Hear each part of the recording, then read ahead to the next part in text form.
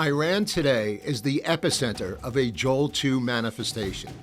It is now home to the fastest underground church in the world.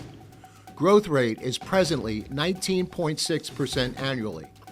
Thousands of Muslims are having dreams of Jesus. Women are leading underground house churches. Former imams are converting after secret encounters with Yeshua. All of this is taking place while a spirit of Antichrist is driving the nation into intentional chaos, because destroying Israel and the West that sides with the Hebrew nation equals removing the enemy, thus setting the stage for a global Islamic justice from Jerusalem. Please join us now as we investigate the activities of spiritual portals pouring out in front-page headlines in Jesus is in Iran.